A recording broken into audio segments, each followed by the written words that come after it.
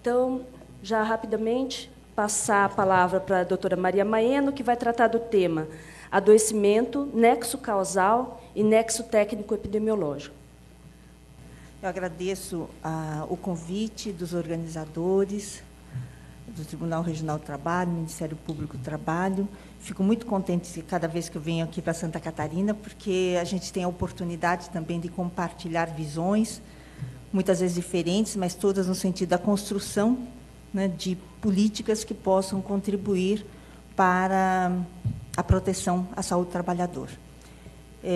Eu sou médica e eu sou formada pela Faculdade de Medicina da USP há muito tempo, e eu vou começar falando um pouco desta prática da medicina, um pouco. Eu vi um livro que é Como Pensam os Médicos. Aí depois eu vi que tem vários seriados na televisão falando sobre os médicos. Aí depois eu vi vários livros cujos autores são médicos, mas tratam de questões muito humanistas, né?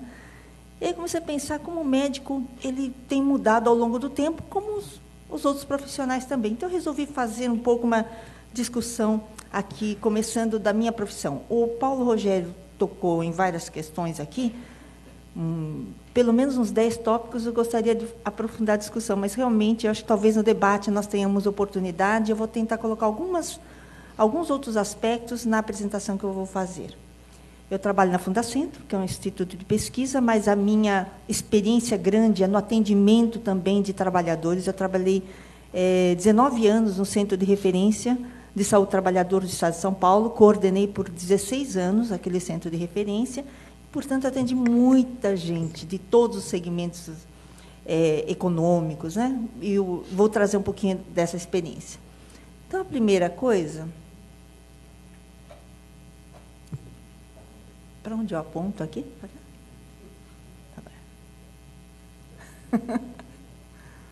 Pronto. Acho que falta um pouquinho de força. Primeiro, uma coisa que é insubstituível, embora muitos queiram que seja substituído, é o raciocínio clínico. Porque o médico, hoje, a formação dele, isso não venho falando para dizer que a formação médica ela é ruim em muitas faculdades. Nós temos uma política educacional hoje que acaba deteriorando bastante a formação médica, mas o raciocínio clínico, que foi tão valorizado na prática clínica, é uma coisa que vem se perdendo, mas eu acho que vale a pena resgatar. É um esforço de vários professores de medicina do país inteiro, de vários professores, na tentativa de resgatar um pouco essa expertise médica, né? E aí eu não estou dizendo da corporação médica, é um pouco o raciocínio de investigação. Se a gente for pensar nos médicos antigos, eles eram, sobretudo, curiosos e com vontade de ajudar. Então, isso é uma coisa fundamental para o médico. Ele tem que ser curioso, ele não pode dizer, olha, chegou um paciente, é igual a todo mundo. Tem muitas coisas iguais e muitas coisas diferentes. Quando a gente atende o paciente no consultório, a gente fala, puxa... Muitas vezes ele fala de várias coisas que são repetitivas em relação aos outros pacientes, mas cada paciente é um paciente. Então, esse aspecto individual no consultório é importante. Isso não tem nada a ver em considerar outras questões sociais. Pelo contrário, é considerar aquela pessoa que está na sua frente uma pessoa inserida num contexto social, mas ouvindo o que ele tem a dizer. Então, a primeira coisa que é fundamental e que nos é ensinada no 3º e 4º ano da faculdade é a história, a valorização da história. O que é que esta pessoa, esse paciente que te procurou por quê? Ele tem qual história? Ele tem dor? Ele tem um desconforto? Ele não sabe direito o que ele tem? Porque quando eu ia no médico, eu não era médica, o médico falava assim, bom, por que você me procurou? E eu pensava, meu Deus, mas por que eu que tenho que falar? Por que ele já não vai entrando, já não vai perguntando? Tal? A primeira pergunta que a gente faz é, por que você me procurou? A pessoa, muitas vezes, ela fala, olha, eu não sei direito, eu me sinto mal, não consigo dormir direito. E você tem que ir explorando, não se contentar com aquela primeira frase do paciente. Porque, muitas vezes, aquela frase esconde várias coisas que você vai também desvendando depois, com o tempo. Então, a história clínica, quando começou, como evoluiu, o que sente agora, o que é pior, o que é fator de piora, o que é fator de melhora. Melhora com o quê? Melhora com que tipo de coisa? Ou piora? Quer dizer, essa história clínica é fundamental. A outra coisa importante é dizer, bom, mas você, na sua família, tem alguém que já teve esse problema? Ou tem esse problema semelhante? Antecedentes ou características da sua família, né? Antecedentes individuais e familiares, porque existem componentes genéticos que devem ser valorizados numa determinada medida. Então, isso é também bastante importante. E aí, depois a gente fala, bom, mas e aí? Você trabalha onde? Porque também tem a situação dessa pessoa, quanto ele ganha, mais ou menos, o que ele faz, de que família ele vem, de que lugar do país ele é, né? Então, tudo isso vai compondo um paciente inserido numa sociedade.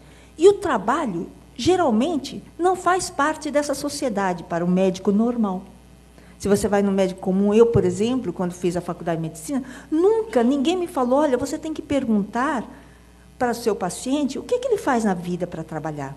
Porque o trabalho na vida representa muita coisa. Representa, de horas contadas, 8 ou 9 horas. Horas contadinhas formalmente. Só que, se a gente for pensar, conta muito mais, porque tem um significado social. E isso não me foi ensinado na faculdade. Tanto que, quando eu era residente, havia um paciente, eu me lembro até hoje, que todo mundo sabia de onde ele tinha vindo do Nordeste, numa região que era uma zona endêmica de esquistossomose e tal, e todo mundo pensando na esquistossomose. Ele tinha um quadro pulmonar bem exuberante no raio-x. Ele tinha um quadro assim que falou, nossa, o que é isto? Né? Aí levantaram as hipóteses mais estapafúrdias, mais raras, falaram, isso é esquistossomose pulmonar. E aí fizeram uma biópsia nele, e eis que não veio nenhuma biópsia, nada que sugerisse esquistossomose pulmonar. Aí uma enfermeira falou, mas você sabe que o seu Zé trabalhou em... seu Zé, não me lembro mais o nome, mas sabe que o seu Zé trabalhou em cerâmica durante 20 anos, né? Puxa, trabalhou em cerâmica há 20 anos? Aí era uma silicose que estava internada, não sei, o seu Zé estava internado não sei quanto tempo lá, submetido a biópsia, etc., e ninguém tinha se lembrado de perguntar o que ele fazia na vida. Ele não era um paciente, porque quando a gente vê o paciente deitado, parece que ele só existe deitado. Isso é um viés que a gente acaba tendo também. A gente esquece de tirar aquele cara do leito e falar onde é que ele estava antes de vir aqui, né? Isso foi no Hospital das Clínicas, a Faculdade de Medicina da USP. Então, eu imagino o que deve acontecer. Aliás, eu sei, por exemplo, no Espírito Santo, uma colega minha, pneumologista, disse que a conduta dos pacientes com silicose tem sido fazer biópsia em todos eles. Isso é uma coisa que não é preconizada. Aliás, isso não é recomendado, não está escrito em nenhum lugar. E os pneumologistas têm feito isso no Espírito Santo, por exemplo. Então, assim, é importante que a gente... O mundo do trabalho é um mundo que não faz parte ainda do imaginário dos médicos. Os médicos não conhecem o mundo do trabalho. Não conheciam na minha época e não conhecem hoje. Então, isso é uma coisa, a primeira coisa que eu acho que a gente tem que pensar. Então, esta anamnese ocupacional é fundamental. Não nos ensinam ainda na Faculdade de Medicina, mas nós estamos fazendo força para que isso entre no roteiro dos médicos, no roteiro de perguntas dos médicos. E não é só como ele trabalha assim, olha, eu sou escrevente. Não, mas é explorar um pouco esse mundo do trabalho, porque só a função, muitas vezes, não diz muita coisa. Ajudante geral, por exemplo, é uma função super comum, e você não sabe ajudante geral de onde é. Então, é fundamental que haja essa exploração.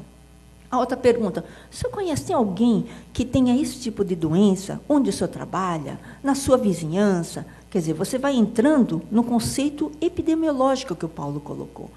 Onde é que está a situação? A sua doença é comum ou no seu meio, ou não é comum, ou é raro isso aí? Né? Isso é importante.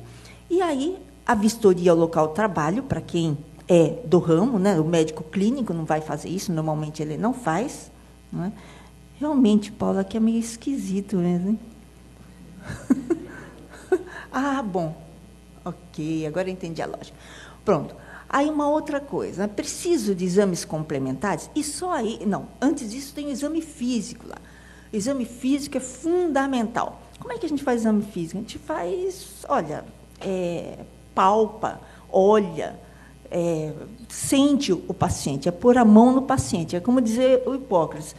não tenha medo, põe a mão no paciente, que isso é fundamental, você sentir o corpo do paciente, né? Bom, aí, depois, só aí que vem, você faz uma hipótese diagnóstica, você fala, puxa, esse paciente tem isso, eu acho que ele tem isto, mas baseado no raciocínio clínico. E eu falo, será que eu preciso de exames complementares para comprovar isso? Eu já fiz o diagnóstico. Muitas vezes, dá para fazer o diagnóstico ali, sem nenhum exame complementar. Eu sei que os médicos não estão acostumados com isso, porque, em primeiro lugar, eles começam a pedir exame. Aí, depois, é que eles vão ouvir, mais ou menos, ouvir a história do paciente. Mas isso é fundamental. Então, preciso de exames complementares, preciso de outras informações. Onde é que eu posso buscar outras informações? Bom, aí, então, vamos lá. Na saúde do trabalhador, primeiro você tem que ter a investigação da existência de um agravo, quer dizer, não é agravamento, de um agravo, de um dano, de algum problema com a saúde, seja físico, seja psíquico. Então, isso é muito importante. Primeiro, constatar se existe, que seja um mal-estar, etc. A segunda coisa é qual a extensão, qual a repercussão desse problema na vida do trabalhador, na vida comum, na vida cotidiana e no trabalho.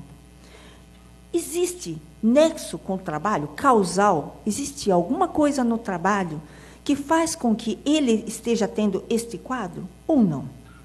E outra coisa fundamental na saúde do trabalhador é, vamos tratar esse paciente, vamos ver o que podemos fazer com esse paciente, mas como vamos evitar outros casos? Então, a questão da prevenção.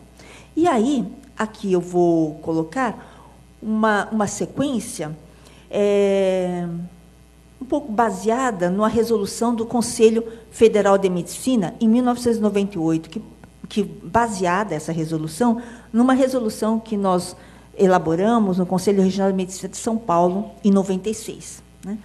Então, fala o seguinte, primeiro, é fundamental para qualquer médico que atenda, seja médico assistente, seja médico de convênio do SUS, assistente técnico, perito judicial ou perito do INSS. É importante que haja uma exploração da história clínica e ocupacional, que é decisiva em qualquer diagnóstico e ou investigação do nexo causal. Então, ao mesmo tempo que nós perguntamos o que é que ele, como é que ele sente, o que ele tem, ouvir o paciente, nós temos que pensar, imaginar o trabalho e pensar na evolução do caso. Será que aumentou, melhorou, piorou com o trabalho? O que aconteceu durante esse período? Aí nós fazemos, então, a anamnese, que é aquilo que eu falei, identificação completa do paciente, entrevistas sobre sinais, formas de aparecimento, evolução, fatores de melhora. Usa algum remédio? Usa medicamento? Para qualquer coisa de rotina? Informações sobre os diversos sistemas, respiratório, cardiovascular, endócrino, etc. Hábitos que tem, será que fuma, será que bebe, será que consome outro tipo de droga, não consome, etc. Né? Então, isso aqui o Conselho Regional de Medicina, o Conselho Federal de Medicina já estipulou como uma norma importante, como procedimentos importantes para que o médico explore o paciente da saúde do trabalhador. O exame físico, então, aí sim, é fundamental palpar, olhar, né, identificar os órgãos, ver o que é que tem de diferente, o que é que chama atenção naquele paciente. Aí, depois, nós temos o estudo do local de trabalho. E aí, como é que a gente estuda, em geral, o local de trabalho? É ouvindo o paciente também. É a anamnese ocupacional. O que é que o paciente ele relata do seu ambiente de trabalho? Será que é aquele ambiente que nós imaginamos? O médico geralmente não conhece. O médico acha, por exemplo, que o bancário tem uma vida mansa. Grande parte dos médicos, ele acha que o bancário tem uma vida mansa, ele não consegue ver as metas que os bancários têm, as metas inatingíveis em geral, né? A pressão que eles sofrem, nada disso entra muito na equação. Então, qual é a atividade, qual a jornada, que riscos existem no seu trabalho, visíveis e invisíveis, como ocorre a cobrança da produtividade, há metas cobradas de que maneira, e relações com os seus colegas, como é que é, você se sente bem no trabalho, etc. Bom, então, essa é uma outra parte. Aí, o médico do consultório deve levar em conta também os dados epidemiológicos. Então, quais são esses dados? A epidemiologia ela já é antiga na prática médica. Aliás, muitas doenças foram descobertas pela epidemiologia. Um exemplo que eu vou colocar aqui é o exemplo do escorbuto. O escorbuto é uma doença hoje muito hoje praticamente não existe, mas foi uma tortura durante muitos anos de várias populações aí que não tinham acesso à vitamina C.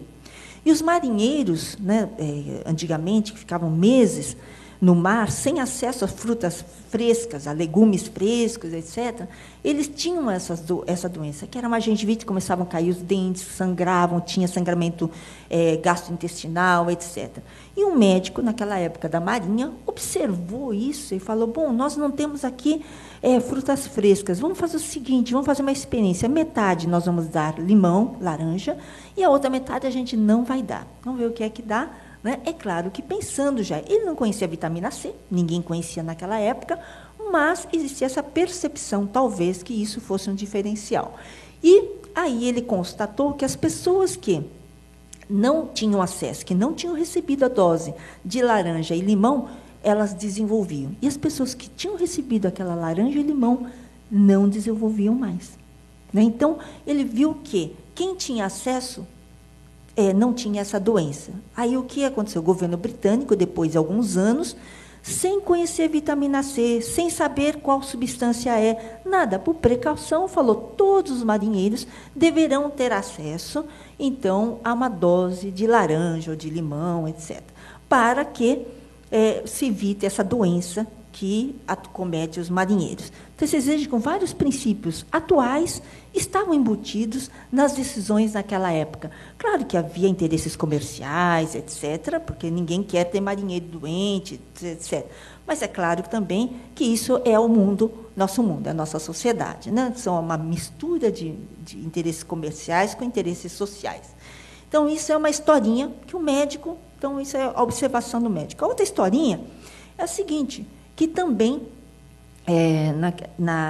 naquela época de 1850, 54, em Londres havia um surto de cólera. Todo mundo morrendo de cólera, tal, e ninguém sabia o que era. É John Snow, que é super conhecido, os médicos epidemiologistas, médicos sanitários, ele falou o seguinte, bom, vamos fazer um mapa de onde estão as pessoas adoecidas. Ele fez um mapa de Londres e foi lá colocando cada morte, cada pessoa com diagnóstico, e o diagnóstico cólera era sintoma, somente sintoma. Então, ele fazia um alfinetinho, não tinha geoprocessamento, mas ele fazia, aliás, não tinha geoprocessamento digital, mas ele fez um geoprocessamento, ele colocou um alfinetinho no mapa de Londres a cada paciente, e aí ele identificou que, numa rua lá, a concentração era muito maior, tinha um monte de alfinetinho lá perto de uma rua. Ele falou, o que tem aqui? Ele foi ver, tinha uma bomba de água. O que ele fez? Interditou aquela bomba de água. Diminuiu drasticamente o surto de cólera e foi controlado. Então, quer dizer, mesmo sem conhecer a cólera direito, tal, mas ele fez um trabalho científico, né, que até hoje nós fazemos. Bom, a outra coisa aqui, já no diagnóstico, a relação. Hoje todo mundo sabe que o cigarro, o tabagismo, ele causa câncer de pulmão. Isso é uma coisa que é sabida. Talvez alguns fabricantes do tabaco não pensem assim ainda, mas isso é senso comum. Mas esse senso comum veio de um estudo científico que, durante anos, acompanhou fumantes e não fumantes, duas populações, e viu que os fumantes tinham muito mais câncer de pulmão do que os não fumantes. E aí chegou-se à conclusão de que, de fato, o cigarro era um fator de risco para o câncer de pulmão. Aqui na área de saúde do trabalhador também, a relação entre a exposição a cloreto de vinila e angiosarcoma de fígado. O angiosarcoma de fígado é um tipo de câncer de fígado raro, relativamente raro. E eles começaram a ver que em alguns lugares também tinha esse angiosarcoma de fígado. Bom, mas o que unificava isso daí? Eram pessoas, eles foram fazer aí um estudo retrospectivo, daqui para trás. Eles pegaram as pessoas com angiosarcoma de fígado e foram avaliando o que eles fizeram na vida, o que eles tinham de comum na sua vida pregressa até aquele momento. Aí eles viram o quê? Que as pessoas tinham exposição ocupacional a cloreto de vinila. Tanto que o cloreto de vinila hoje é considerado como causador de câncer, sem dúvida alguma, na classificação da IARC. Né? Então, é assim que as pessoas vão descobrindo, fazendo os diagnósticos, e o médico, fundamental nesse processo, pensando desse jeito. Né? A outra coisa que essa resolução fala para o médico é atualize-se, porque a medicina muda, evolui, a cada dia conceitos vêm, a gente nunca consegue se atualizar em tudo. Essa é uma verdade, a gente consegue se atualizar em algumas áreas, né? E aí, na área de saúde do trabalhador, eu diria o seguinte, só para destacar, tem um manual aqui, que já é de 2001, aliás, que ainda é 2001, mas é um manual que está disponível online e é um compêndio e descreve mais de 200 doenças relacionadas ao trabalho, mais de 200. Então, lá é interessante, merece uma revisão, mas está bastante bom e atualizado ainda. E nós vamos ainda atualizando mais. Há ainda 11 protocolos mais recentes, editados pelo Ministério da Saúde, que falam de perda auditiva induzida por ruído, dermatoses ocupacionais, as lesões de esforços repetitivos, que acabou de sair, a dor relacionada ao trabalho. Então, há vários protocolos também que estão disponíveis online também no site do Ministério da Saúde. Então, é importante que a literatura seja atualizada. Eu já vi processos judiciais recentes em que peritos judiciais se referiam, quando tratavam da LER-DORT, à Ordem de Serviço 606, de 1998. Isso não existe mais, isso já foi superado. Nós temos hoje a Instrução Normativa 98, que é muito mais recente, que é de 2013, é aquela que está valendo. Então, a Instrução Normativa, inclusive, ela é bastante superior, do ponto de vista técnico, do ponto de vista de direitos também, do que a Ordem de Serviço 606, tanto que ela foi superada, a OS 606 foi superada, né, mas há peritos ainda judiciais, eu vi, que ainda se referem àquela norma antiga. Então, acho que é importante ter bastante cuidado quando a gente trata da saúde humana, da vida das pessoas.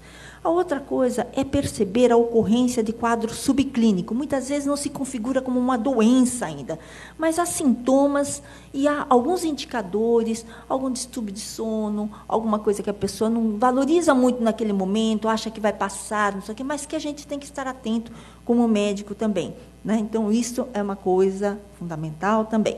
E na saúde do trabalhador, identificar os riscos, pensar, ouvir o paciente e, de preferência, conhecer. Se você é uma pessoa que se dedica à área da saúde e trabalho, tem que conhecer os ambientes de trabalho, ter ido aos ambientes de trabalho, senão a gente acaba comendo bola, como se diz, né? E considerar o depoimento e a experiência dos trabalhadores. É fundamental ouvir o trabalhador. Aquilo que a empresa fala é uma versão.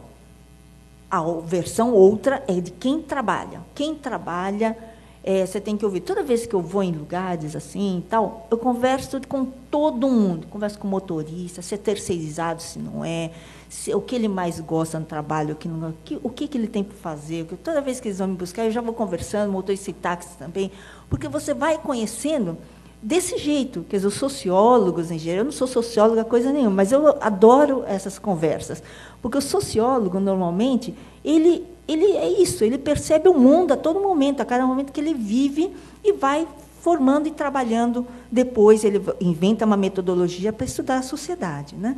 E eu acho que a gente tem que ser assim também. Eu acho que essa curiosidade é fundamental a gente manter. Então, a experiência dos trabalhadores é muito importante. E a outra coisa é, será que há outros conhecimentos que não sejam do campo médico, como eu disse, da sociologia, da economia, da fisioterapia, da psicologia? Será que há outros conhecimentos que eu posso agregar para que eu possa pensar, raciocinar melhor? Certamente. Hoje, nós temos a convicção de que a área médica ela não é suficiente para desvendar os mistérios, a complexidade do mundo do trabalho e a saúde dos trabalhadores. É fundamental que nós tenhamos a ajuda de outros profissionais. Eu esqueci de falar do direito, mas isso é evidente. Quer dizer, direito, a área legal é muito importante também. E quando eu leio alguma coisinha assim, eu fico encantada, porque tem aquela parte de leis e tal, mas aquelas leis, elas têm uma fundamentação. E essa fundamentação que é bonita, né? Que faz parte da história. É o momento de civilidade que nós estamos, né? Bom, aí outro procedimento, exame clínico, solicitação de exame, se necessário sempre, a vistoria local de trabalho, sempre acompanhado do reclamante, ou sempre que possível, e aí o estabelecimento do nexo causal entre os transtornos da saúde e a atividade de trabalho. E aí, O nexo causal, ele pode ser estipulado. Coloquei algumas coisas aqui, as causas diretas. Então, como disse o Paulo, não é? Só tem silicose quem trabalha com sílica. Não há silicose entre nós aqui, pessoas que trabalham em escritórios, existe silicose somente para esses trabalhadores. Existem algumas, o nexo causal pode ser também por causas desencadeantes.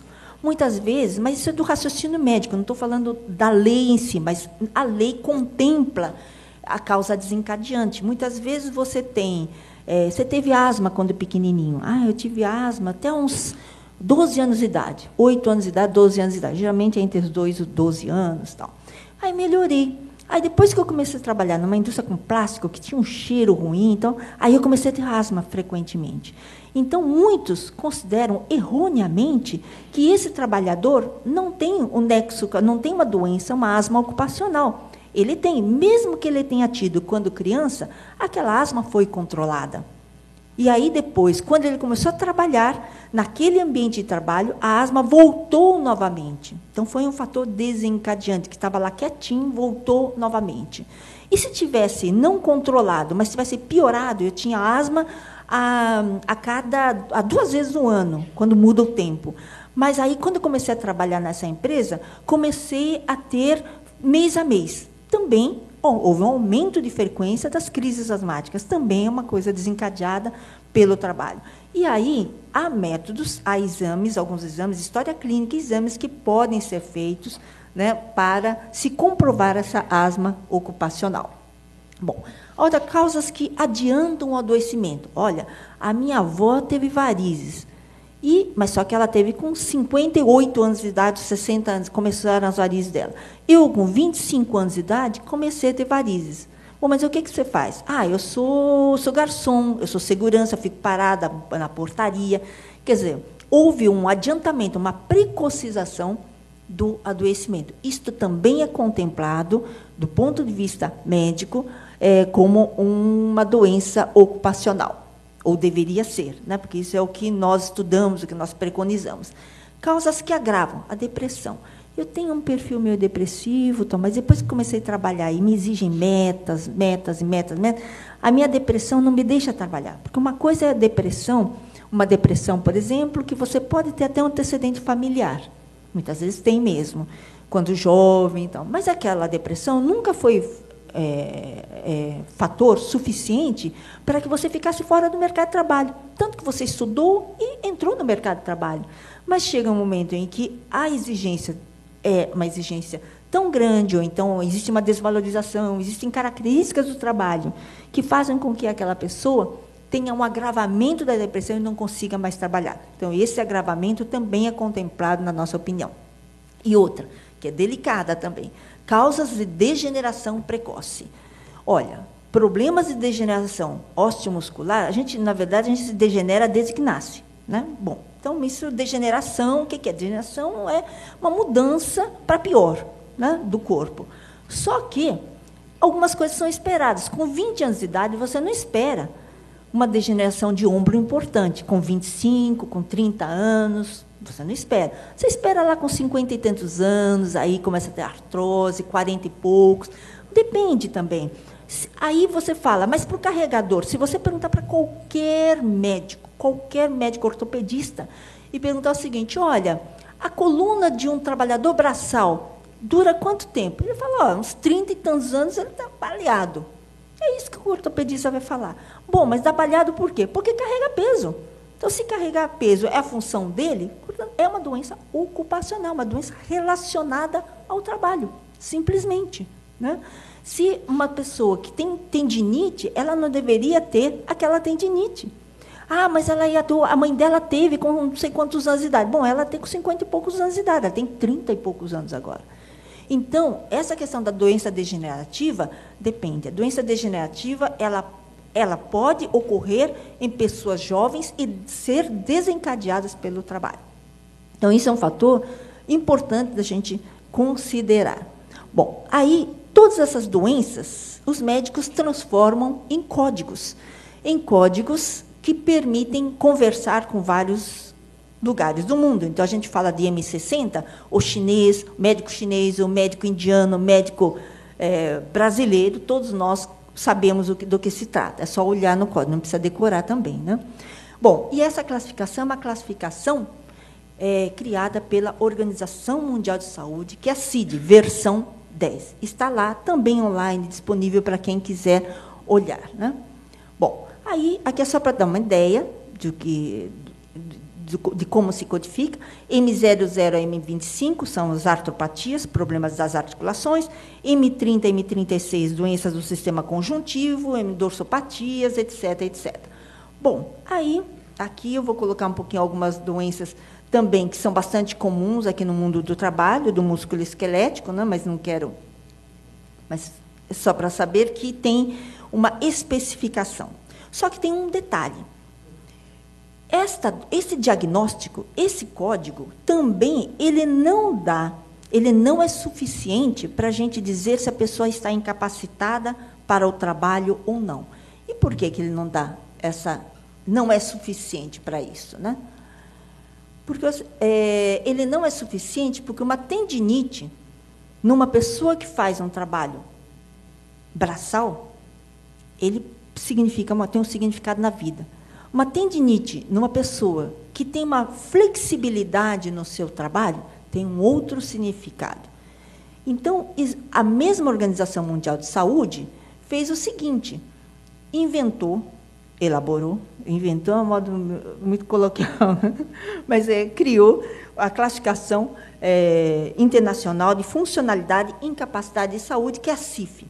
O que é que essa CIF acrescenta? Ela acrescenta à doença, ao diagnóstico, à CID, portanto, a incapacidade do estado de saúde. Ela fala o seguinte, bom, ela tem uma doença, essa pessoa, mas como é que ela convive, qual o suporte familiar que ela tem, qual o suporte social, como é que é o trabalho dela, como é que é isto daí, né? Então, nós estamos discutindo o quê? Nós estamos discutindo como é que essa pessoa lida com aquele problema, porque nós não podemos nos esquecer que, mesmo sem nenhuma doença, uma pessoa envelhecendo, ela tem capacidades diferentes. Uma pessoa com uma idade, uns 20 anos de idade, sobe num poste, trabalhando na parte elétrica e tal. Pessoa de 30, ali. 40, vamos pensar um pouco mais, porque ela já não é, mesmo sem doença nenhuma, sem um diagnóstico de hipertensão, não tem nada. Mas ele tem a idade. Então, as pessoas que vão envelhecendo, todos nós, temos, então, capacidades diferentes. Então, já a CIF discute isso também, mesmo não na doença, né? Mas com a doença também, mas mesmo sem a doença. E pensar, então, aqui eu coloquei um exemplozinho, que é esse pé diabético. Os dois são pés diabéticos, tá? O diabetes dá um problema, uma coisa importante no diabetes, uma repercussão, é a neuropatia periférica, né? Ulceração nos pés, nos casos mais graves. Esse é um pé diabético super bonitinho, lindo e tal, né? E esse é um pé diabético com úlcera.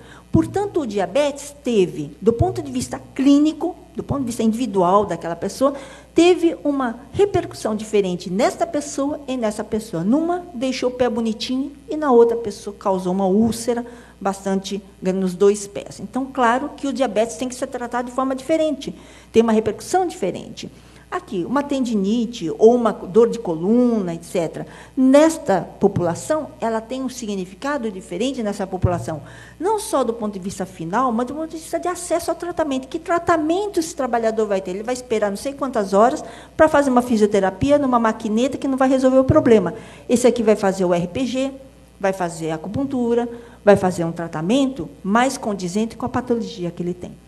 Então, tudo isso, a CIF, Classificação Internacional de Funcionalidade, Incapacidade e Saúde, contempla e foi criada pela Organização Mundial de Saúde. Portanto, o que a gente diz a incapacidade é um problema social, é um problema que tem vários elementos sociais na sua determinação.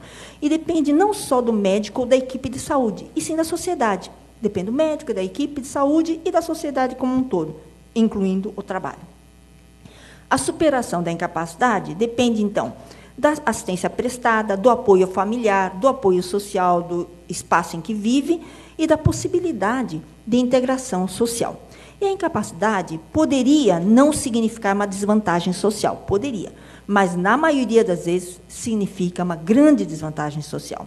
Eu começaria até por pessoas que não estão doentes, tá? Pessoas que estão doentes. Numa população, por exemplo, aqui que está procurando emprego, né? Aqui que está procurando emprego. Quem será escolhido, né? Um branco ou um negro? 24 ou 47 anos de idade, com ou sem problema de saúde. Portanto, a existência do problema de saúde hoje é um fator de mais um critério de discriminação. Nós temos hoje discriminação, todos sabem, racial no país, de gênero, muitas vezes, e de idade também. Ninguém contrata marmanjo de 40 anos para teleatendimento. Não existe uma empresa. E eles colocam isso, é 18 a 23 anos. Essa é a fase que eles aguentam, que o teleatendimento que é suportável o trabalho, né? Então, isso aqui, então, a saúde entrou como mais um fator de discriminação. E aqui Steve Hawkes, que é do jeito que todos nós conhecemos, é uma pessoa produtiva, mas o que significaria uma doença dessas para um cortador de cana, ou a grande maioria das doenças? Porque ele tem um grande apoio familiar, social, etc., o meio em que convive. Então, isso é uma coisa que reforça a nossa percepção, a nossa convicção de que a incapacidade é um problema que tem grande interferência da sociedade. E aqui eu coloquei onde esses conceitos todos podem ser aplicados, onde a medicina pode ser verdadeiramente aplicada.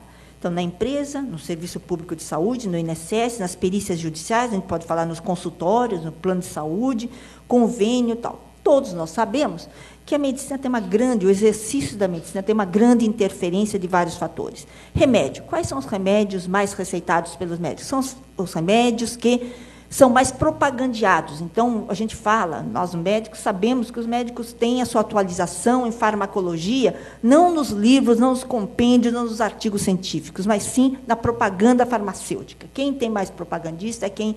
E os médicos começam a ver como não normal, por exemplo, receber passagem para ir em congresso, com passagem e inscrição paga, hotel pago. Os médicos começam a ver isso como uma coisa normal.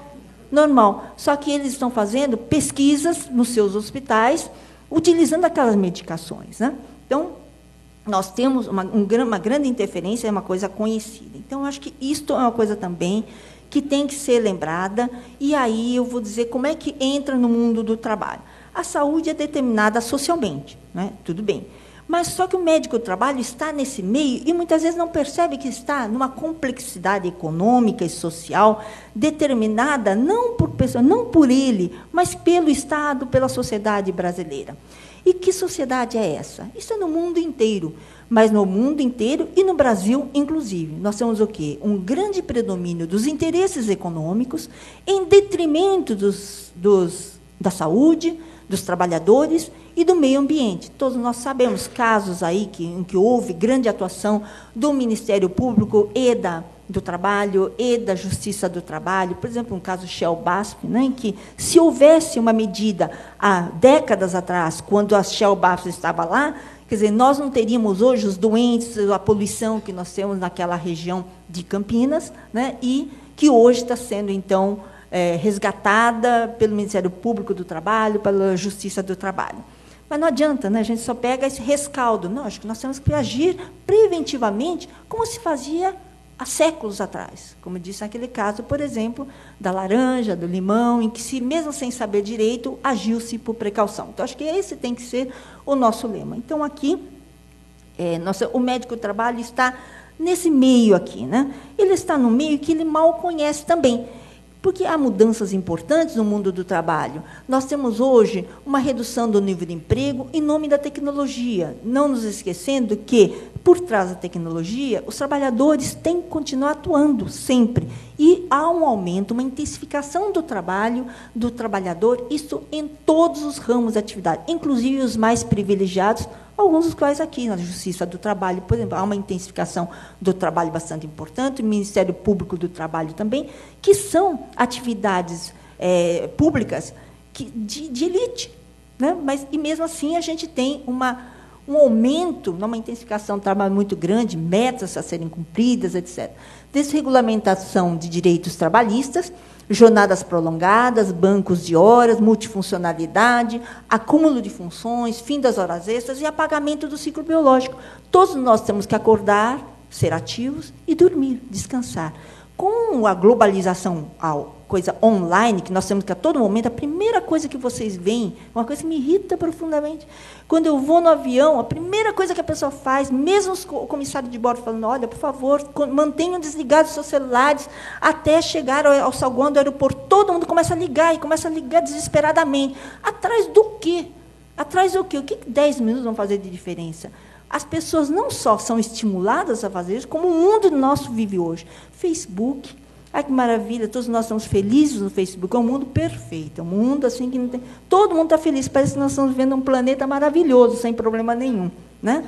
E alguns chatos no Facebook começam a postar coisas sobre meio ambiente, saúde trabalhador, não sei o quê. Mas a maioria gosta o quê? De colocar a felicidade, estampar. Tem um lado positivo, você faz, eu não sou contra isso, mas tem um lado de um pouco a necessidade de viver, se conectar online. Isso aqui é estimulado pelas empresas, e muitas empresas que têm sedes no mundo inteiro, isso aí é condição. Né? Eu conheço vários, entrevistei vários trabalhadores de um certo porte, diretoria, tal, que eram pessoas, alguns pediram demissão, inclusive, para se preservar, e eram pessoas que tinham que responder a todo momento, que recebiam de outros países com fusos horários. Então, não há respeito ao fuso horário, nada. Né? Então, acho que isto é o nosso mundo. E o médico trabalha aí, nesse meio, sem perceber, sem perceber. Então, olha, e as empresas também usam a gestão do medo, quer dizer, medo da demissão, medo da discriminação. Se você fizer alguma coisa diferente, então você é discriminado no trabalho, então você tem que seguir, ser feliz e valorizar. O trabalho é uma coisa positiva e que enobrece o homem. E o trabalho também, ele está em todo canto, não só do ponto de vista objetivo, também do ponto de vista subjetivo, porque nós somos rodeados por marcas, por logotipos. Quem trabalha em banco sente isso. Vai no cinema, é propaganda do banco. Banco que não é banco.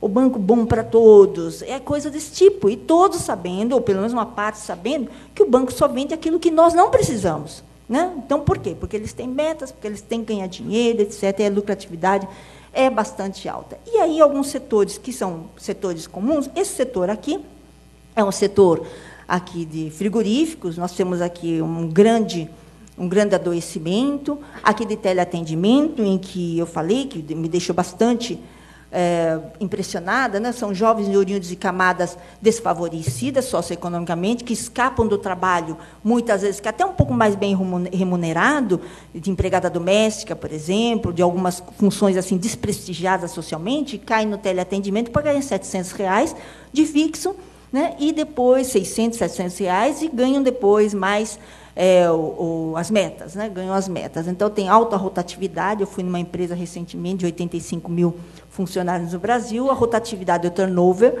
é de 8 meses, 100% da empresa, 100% da empresa é trocada, portanto. Então, isso, pressupõe-se isso. Né? E aí as pessoas querem o quê? Os médicos querem exigir o quê? O compromisso daquelas pessoas, as crianças, lá, para mim é criança, 18 anos de idade é criança para mim. Então, assim, quer exigir daquelas crianças o compromisso com o trabalho. Que compromisso uma pessoa pode ter com o trabalho onde ela sabe que vai ficar 6, 8 meses, 10 meses, 12 meses? Né? Então, são coisas que nós temos que rever. Teleatendimento é uma coisa, é uma atividade penosa. Né? Dependendo do produto que você está vendendo, você é mal recebido, depende se você é um passivo, se você é receptivo, se você só recebe reclamações em geral. Né? Então, são coisas que nós não temos tempo aqui de explorar, mas eu acho que nós temos que pensar. O banco também, vários riscos, assaltos e sequestros, todos os dias é que não sai no jornal, né? E aqui, metas para serem atingidas, etc. E tudo isso é que faz as pessoas adoecerem, né? De cardiovasculares, várias doenças aí. Bom, e aí, agora eu vou passar para uma outra questão, que é, no INSS, o Paulo já colocou aí, houve uma decisão acertada, na minha opinião, de adotar o nexo técnico epidemiológico. O nexo técnico epidemiológico nada mais é do que a aplicação dos princípios que já existem na epidemiologia há séculos e que são, inclusive, praticados por vários agentes na área da saúde para a Previdência Social. E foi um grande salto, uma coisa, eu diria, quase revolucionária. Bem, então, nós tivemos um grande impacto aqui. Em 2006, nós tínhamos doenças musculoesqueléticas, aqui em torno de não sei quanto, que eu não estou conseguindo ver aqui, mas dá para ver que é baixinho. Em 2007, a gente teve esse salto. Em 2008, aqui, 117 mil. Em 2009, foi caindo. Em 2010, o que é que está acontecendo aqui com essa queda abrupta de ocorrências, então, acidentárias? Porque isto foi muito celebrado pelo governo e por todos nós. Mas isto nem tem sido discutido, nem tem sido avaliado pela Previdência Social e nem pela sociedade, porque a sociedade também não tem acesso a esses dados, somente a Previdência Social. Bem, aí, lá de março de 2012, desculpe, aqui não contemos, porque isso aqui é só até março de 2012, então não vamos ignorar, né? Até 2011, mas houve uma queda muito grande, em alguns casos até de 30%. Então, se houve mesmo essa queda, nós temos que dizer para o mundo como nós conseguimos, em tão pouco tempo, controlar os problemas musculoesqueléticos, né? Aqui os transtornos psíquicos, acidentários também. Vocês vejam que houve uma grande...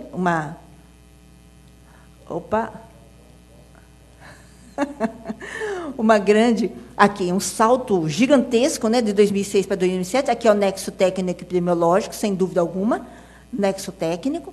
No entanto, aqui você já começa a ter uma queda também. Será que os episódios depressivos e ansiedade estão sendo reduzidos, controlados no ambiente de trabalho? Ou será que nós estamos tendo um outro fenômeno, que é do aumento, novamente, de subnotificação, né? Bom, então, eu diria o seguinte, eu vou colocar alguns elementos que eu acho que estão ocorrendo. Há um processo de desconstrução do nexo técnico epidemiológico pela própria máquina da Previdência Social, pelo próprio INSS. É um tiro no pé, porque o fato de você não desvendar as doenças ocupacionais, os acidentes de trabalho, quer dizer que o próprio Estado tem menos possibilidades de entrar com ações regressivas, por exemplo, de penalizar o empregador que é mau empregador. No entanto, há em curso, dentro da máquina do INSS, uma máquina de desmontagem, né, ao mesmo tempo que há esforços para manter. Por exemplo, na minha opinião, é um equívoco terminológico, e não é só a minha opinião, é uma notificação recomendatória do Ministério Público aqui de Santa Catarina, né, que coloca o seguinte, há um equívoco terminológico quando a gente fala de nexo técnico, para denominar o nexo causal, porque o que existe na lei é o nexo causal. Portanto, é isso que os trabalhadores falam, nexo causal, é isso que os procuradores falam, é isso que a gente da lei fala, que é nexo causal. Então, a discussão do nexo técnico, na verdade, na lei está escrito, é a caracterização técnica de um nexo causal. Isto sim, mas não o nexo técnico. Então, isto eu acho que tem que ser uma coisa a ser discutida. A outra coisa introduz de forma inovadora, eu estou colocando aqui uma parte da notificação recomendatória do Ministério Público do Trabalho daqui sobre a instrução normativa que vigora sobre o nexo técnico epidemiológico. Introduz de forma inovadora e antijurídica o conceito de nexo de natureza não causal.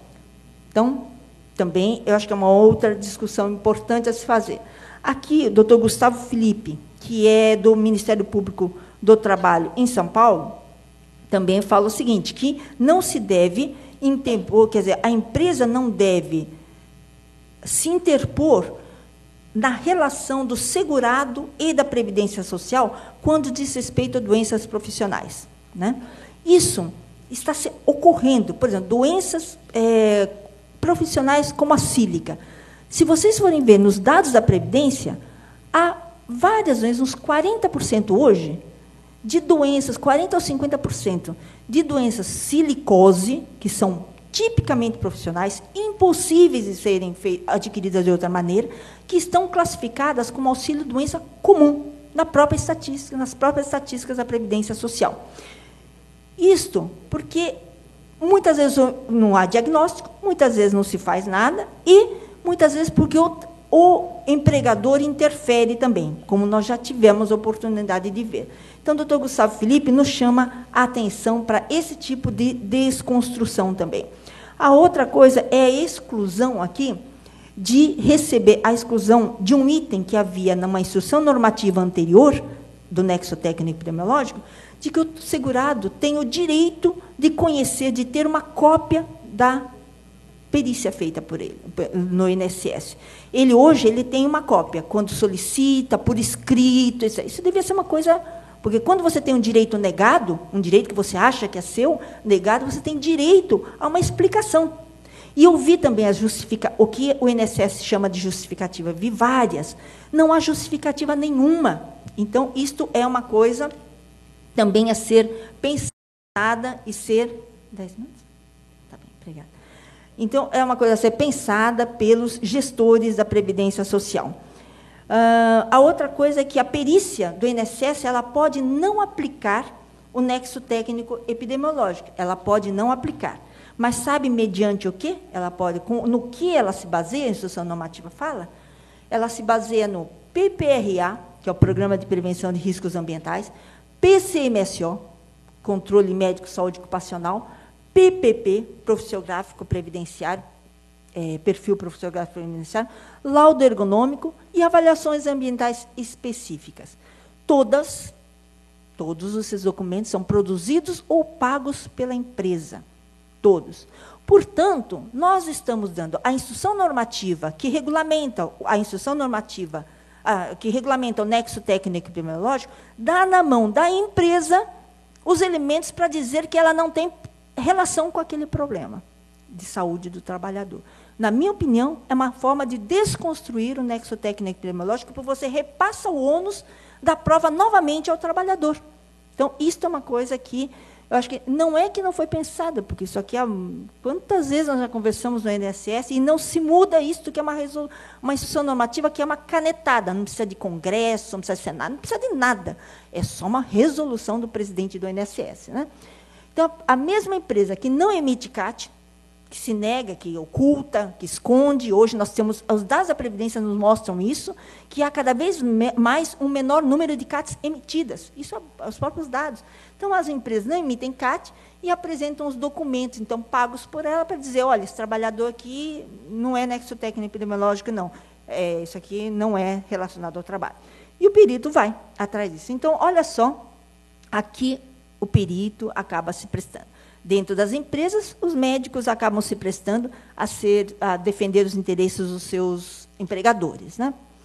Bom, aqui, a perícia é um mecanismo, então, de contenção de custos atualmente. E aí eu não estou dizendo dos peritos, mas os peritos estão inseridos num sistema em que o INSS os considera como um mecanismo de contenção de custos. Tanto é verdade isso, que há 2 anos atrás, o mote de campanha salarial dos peritos do INSS, em Brasília, era economizamos não sei quantos milhões para o INSS. Este era o mote público de campanha salarial dos peritos do INSS. Bom, então, por meio da COPS, deixa eu ver se é isso aqui mesmo. A prorrogação... Opa, não, desculpa. Aqui. A COPS, né?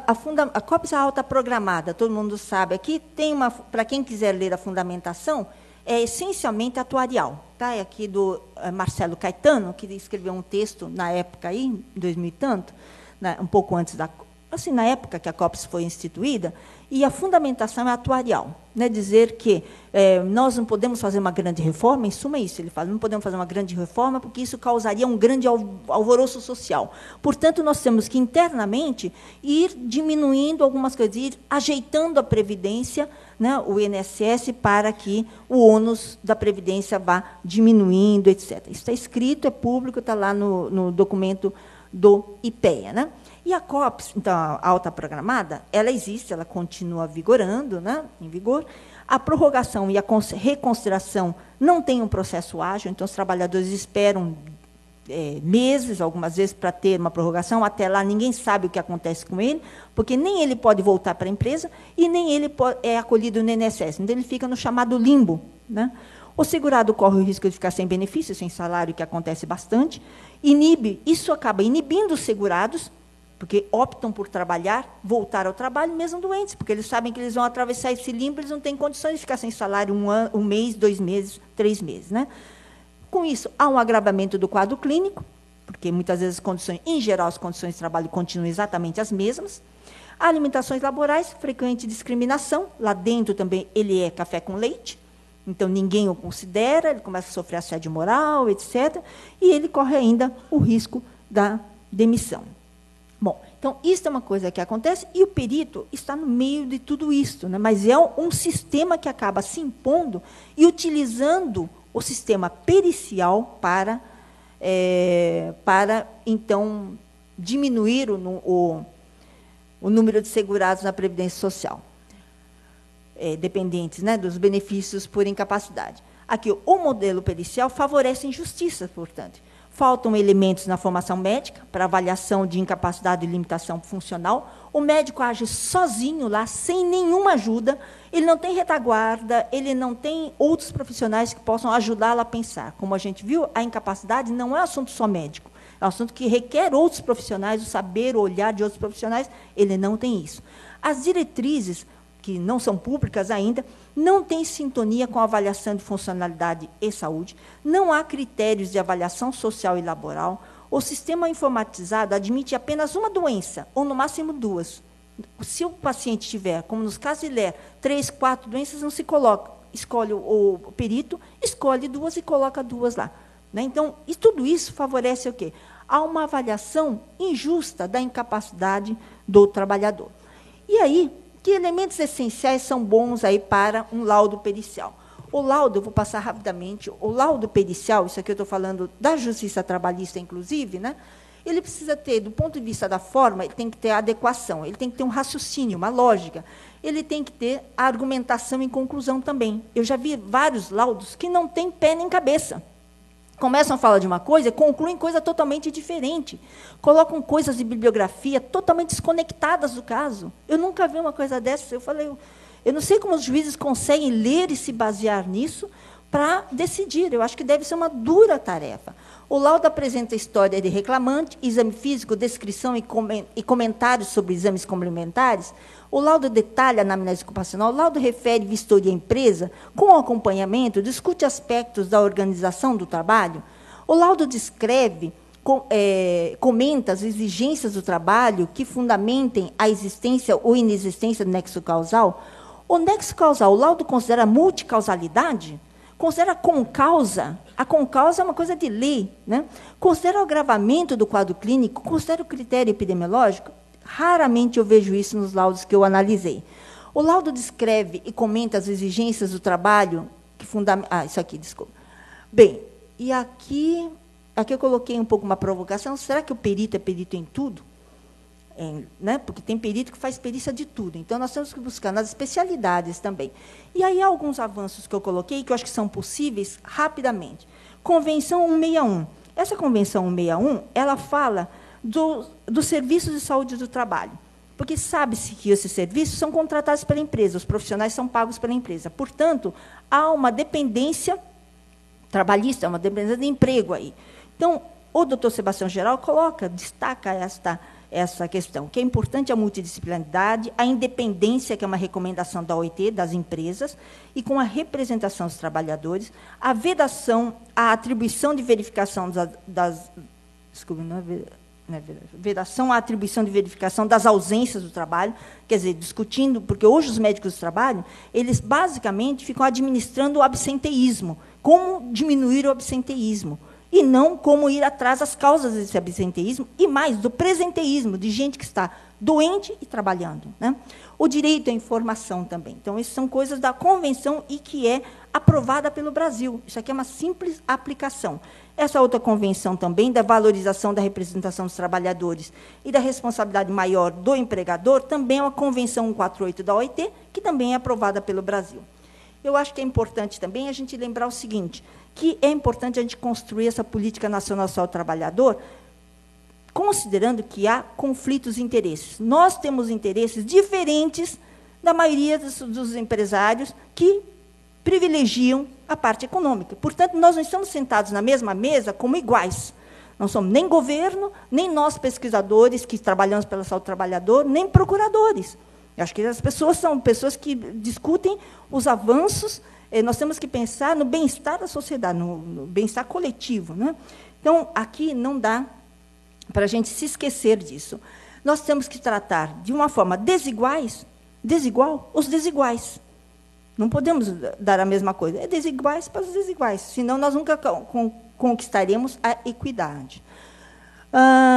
Aqui é um pouco a discussão de não podemos culpar os trabalhadores pelos adoecimentos. Não é porque ele deixou de usar o EPI que ele caiu do andaime.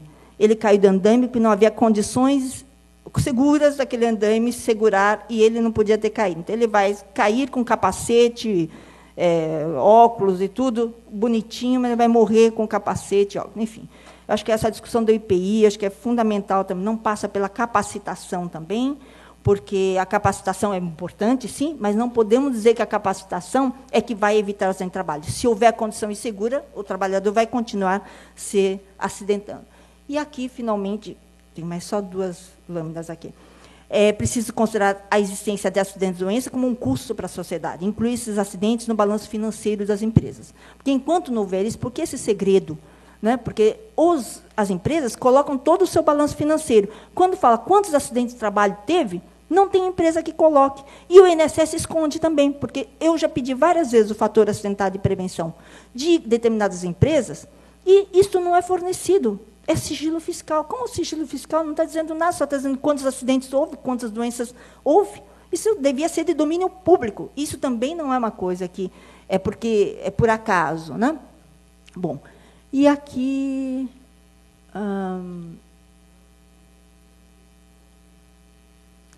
aqui eu só queria falar do seguinte. Aqui. Eu queria chamar a atenção dos senhores para o seguinte. Nós temos vários problemas complexos. Não podemos inventar soluções fáceis, simples. Quais são essas soluções fáceis e simples?